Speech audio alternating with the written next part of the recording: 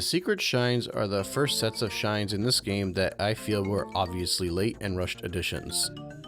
While the episode 8 red coins and the episode 7 Shadow Mario chases all feel like potential symptoms of a rushed development cycle, I feel like I could argue a defense for both of those sets and potentially see a scenario where they're included regardless of how rushed this game was. When it comes to the 9th and 10th shines of the game, it seems quite obvious that they were only included because development time was running low and they really needed something added that took the least amount of effort. The question I'd like to tackle in this segment is whether or not those rushed shines were a detriment to the overall experience of Mario Sunshine, or if they were good endgame challenges added on to provide an additional difficulty spiked obstacle guarding the way for full completion. For those unaware, the bulk of the secret shines require players to revisit the secret area challenges again and go through the exact same stage. Only this time, they have FLUDD, and their objective is to collect red coins in a set time limit. I don't have any concrete evidence, but I could see a scenario where they figured adding red coins here would be similar to the secret stars in the Bowser stages of Mario 64. But they probably found it too challenging to once again go through these already challenging areas to collect red coins. So their solution was including FLUDD, which made it too easy. And the solution to that was to throw in a time limit. Thankfully, it seems as though the appropriate time limits were playtested because it seems like they were neither too long to make it pointless, nor too short to make the whole thing feel agonizingly impossible. In any case, not all stages had 2 secret area challenges, so alternative shines were made. Rico Harbor instead had players redo the blooper race, but with a quicker time limit, and Gelato Beach, Noki Bay, and Pianto Village had players undergo an actual search for an actual hidden shine. All I gotta say is thank God the bird in the sky already had red coins in Gelato Beach because I did not want to have to go through that again with an added challenge. I also find it super annoying that revisiting these secret areas is weirdly inconsistent. You'd think you'd simply be able to re-enter them regardless of which episode you select, but many of them lock players out unless they pick the exact same shine that was originally selected to access the secret area. I think they should have all been accessible in episode 8, because it seems logical that a player will be able to finish the 8th episode and then find the remaining secrets all in that final episode. And I say that while fully aware that the blue coin collections are sadly not all in episode 8. And perhaps even worse, the 100 coin collection is sometimes not the most optimal in episode 8 either. But I'll get to both of those points later. For now, let's run through the 9th and 10th secret shines and determine whether they're fun endgame challenges or obnoxious additions that weren't properly QC'd. Starting with Bianco Hills. You're given 1 minute to run through the cave area to collect the 8 red coins. I think the most difficult part here is hovering over the rotating star-shaped platforms to grab the 5th and 6th coins. This one took me a handful of tries and I definitely fell a few times, but for the most part it was fairly simple. But it was satisfying. We'll call it good. The second one in Bianco Hills is the one with the flipping platforms.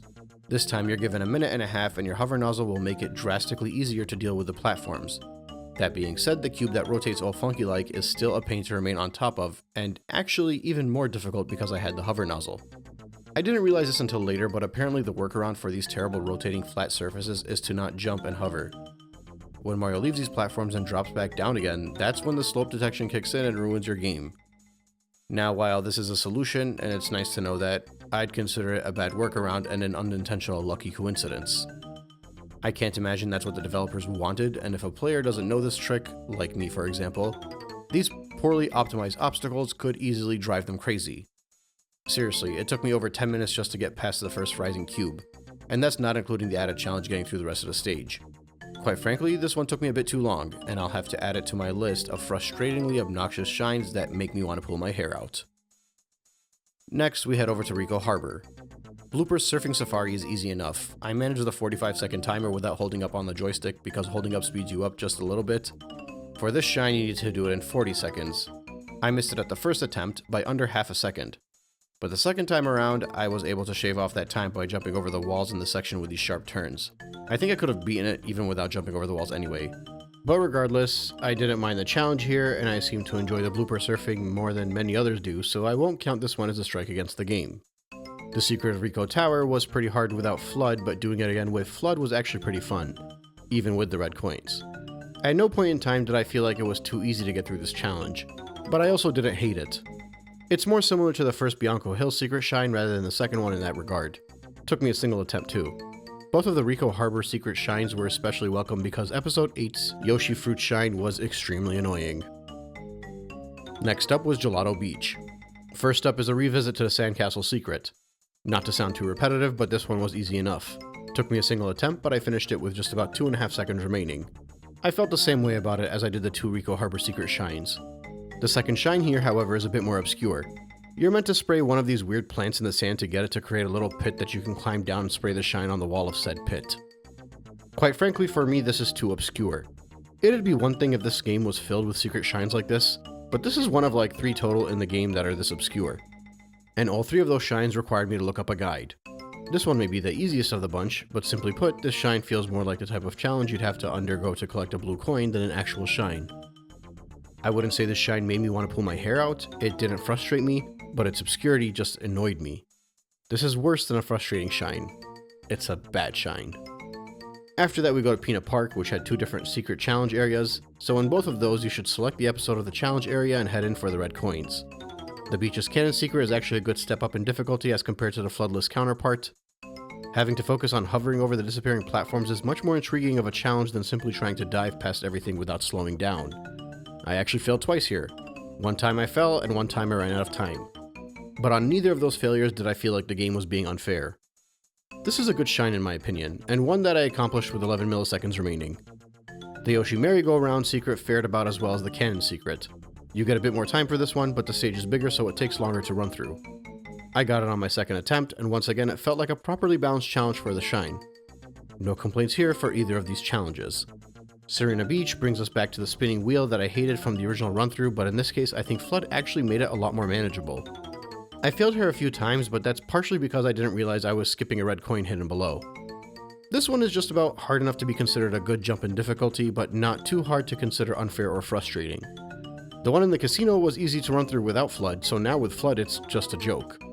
To offset this simplicity, they added a timer that leaves little room for mistakes. I'm pretty sure I failed the first time because I decided to grab the 1-up and that shaved off too much time. They also made a lot of the red coins here high enough to require a side flip just to make it that bit more challenging. I managed this on my second attempt, but I thought it was a fair test of my skill. After that, it's back to Noki Bay, the shell secret. The way the verticality of these platforms is laid out and the areas they positioned the red coins makes it feel like they actually planned this one out rather than retroactively included the red coins. Once again, I beat this in a single try and I accomplished it with barely 2 seconds remaining. It was good. Unfortunately, similar to Gelato Beach, since there isn't a second secret area challenge, they made another shine that has no business being as obscure as it is. It's hidden way up near the top corner of Noki Bay where you need to spray a golden bird a few times to get it to drop the shine. I gotta wonder if anyone was able to find this without a guide. It feels like even if it was a blue coin instead, it would still be one of those more obscure blue coins. I obviously had to look this one up. It didn't frustrate me, it annoyed me, and it's a bad shine in my opinion for being too inconsistent with the remaining secret shines throughout the stages, even if I think the area of the golden bird is pretty cool. And finally, Pianta Village. First up, it's the Chucksters. So I think the fact that people can skip most of the Chucksters altogether would already make this shine an improvement on its original counterpart. I don't mind the Chucksters, but I definitely find it more fun to just hover through everything.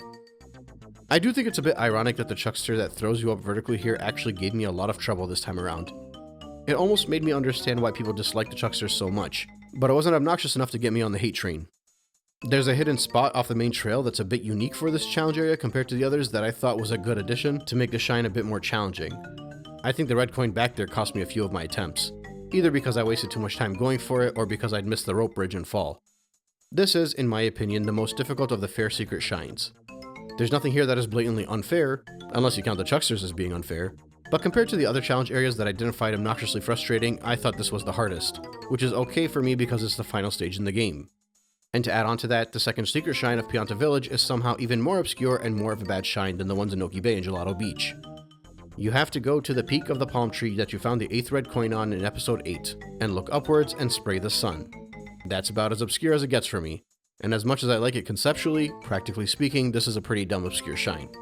It's kinda hilarious. Mario Sunshine basically made 3 attempts at obscurely hidden shines in its entirety of the main stages in the game, and all 3 of them were failures for being too obscure, at least in my opinion. Now of course, these are bonus content so they can be forgiven to an extent. This isn't too dissimilar to Mario 64's Snowman's Lost Head or Blast Away the Wall or the Secret Slide of Tall Tall Mountain, or any other obscurely hidden star there that probably required a guide. The difference is that game was notably a game about searching. In the case of Sunshine, it's basically just these 3 shines across the entirety of the 70 shines in the main stages, so their obscurity sticks out a bit too much for me. And like I said, I think they're legitimately bad shines and shouldn't have been anything more than blue coins, if that. That being said, 3 out of 70 isn't bad. I don't necessarily think the 67 other shines are flawless, but at least I don't think they're bad. If anything, they just need a little bit of tweaking. So for the most part, I think everything prior to the 100 coin collecting has been acceptable at worst and fun at best. Minus those 3 shines. But in regards to the secret shines, I think the 3 shines are failures, but the remaining 11 are just fine. I mean, sure, there's a single shine that frustrated me, but even then, that would be like 10 out of 14, which I thought was fun. In a few of the stages, the secret shines were more enjoyable than the 8th episode shines too, and almost all of them were more fun than the upcoming 100 coin challenge. With that being said, I actually don't mind the inclusion of these 9th and 10th shines, but much like with many other aspects of this game, I think they got them in the wrong order, and it makes for another highlight of the poor difficulty curve. I'm not talking about the 3 obscurely hidden ones, since I think those are bad and should not have been included at all, but in my opinion, the red coin challenges with Flood should have been the shines to collect during the base game, and redoing the challenge areas without Flood should have been the bonus content. I think these stages could have been good training ground for the use of Flood to help players get through the game, and in many ways are easier than their counterparts in the main stages. I get that narratively players would have defeated Shadow Mario in the stage by this point, so him taking Flood away wouldn't make too much sense if that was at the end, but I'm sure the brilliant minds over at Nintendo could have figured something out for that. Regardless, I enjoyed going through these challenges for the most part, and I'd say that along with Episode 8, they're fun enough endgame objectives to play through if you're looking for full completion. And if you don't care to fully complete the game, you're not missing out on a whole ton by skipping them. But before we move on from the stage's shines for good, we still need to collect the 100 coins, so I'll once again meet you back at Bianco Hills.